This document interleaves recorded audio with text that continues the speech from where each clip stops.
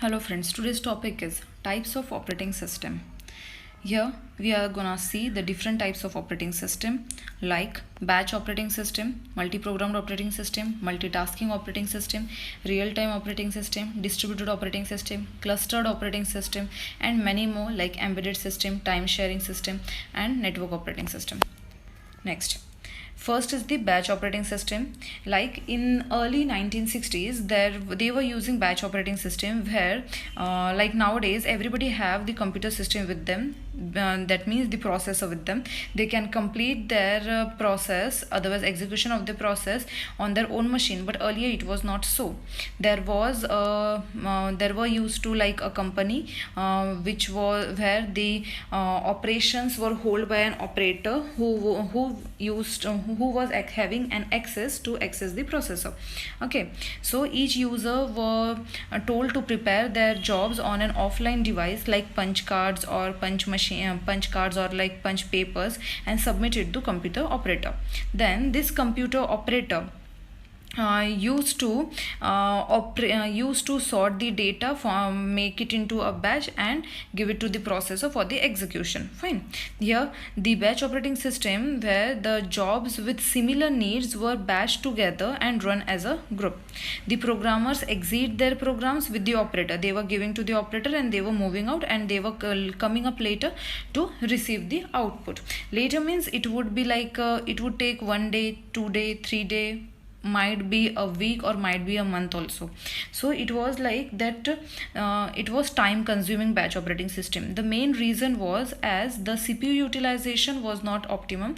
It was like if one process moves in or out for in an IO operations, the CPU was kept idle, and as the idle time of the CPU in batch operating system was more, it was time consuming, and the user for getting complete his work was requiring to wait for like a week, a month, and much more days. Okay, later on the multi-programmed operating system. So in multi-programmed operating system, there is the ability to execute multiple programs using of only one processor machine. You can execute multiple programs using one processor machine. If any program gets an IO transfer or IO operation, then other programs are always ready to utilize the CPU. Due to this, multiple jobs can share the time of the CPU and CPU utilization is done optimally. Multiple users can perform their task concurrently here. Next, multitasking operating system. It is much simpler that multiple tasks you can perform at a time. For example, like multiple tabs or multiple applications you're keeping open onto your system. Like at a time you're keeping open the Gmail also, and you're also working at a time on the Word file or Excel file. This is the example of multitasking operating system, which provides the interface for executing the multiple program tasks by single user at the same time on the same machine. Advantages: time shareable, it manages several users, and it has a great virtual memory. Next, real-time operating system. By the name itself you can understand real-time operating system. It is here the time is the main constraint. It is the operating system which is intended to serve for the real-time applications. It processes the data as it comes in and mostly without any buffer delay. It is time-bound system that can be defined as the fixed time constraint. In this type of system, processing must be done inside the specified constraints, otherwise the system may lead to fail. For example, like satellite, where the time constraint is the major constraint. You have to work depending on to the time. If you have given any time for launching, no one can ignore that time constraint. You have to launch at that same second, same minute. Otherwise, if anyone in that project leads to mistake, it will be leading to the failure of the system, like failure of the launching of the satellite. So there the real-time operating system is used. Next, distributed operating system. The simple example, you can see that your computer lab, like students in the computer lab, they handle jobs which are served by multiple CPUs. To a user, a distributed operating system works in a manner similar to a single node, although it consists of the multiple nodes.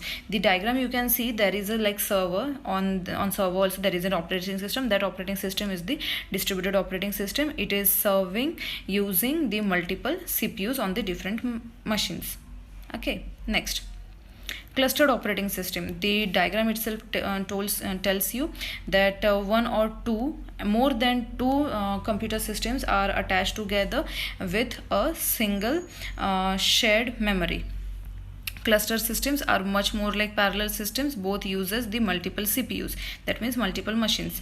They are made by two or more individual systems, but they are connected with each other. They have independent computer system along with the shared storage medium. Here the main thing is shared storage medium, and all systems perform all the tasks together. Next is time sharing operating system, where the time is shared. It is a technique which enables many people located at various terminals to use a particular computer system at the same time. Many times in meeting it happens in that way. The same terminal, it is shared by the different people or sitting at the different terminals. Then network operating system. Network operating system, the main example is like there is a printer in network. It is in network it is connected with the different machines, that is the different computers. You can give a command to a printer within a network from any of the machine in a network. That is that uses the network operating system. A network operating system runs on a server and provides the server the capability to manage data, user groups, their information, etc. It allows the shared file and printer access among multiple computers into a network. For example, it is a LAN. Okay, next. Yeah, here we complete the different types of operating system. Thank you.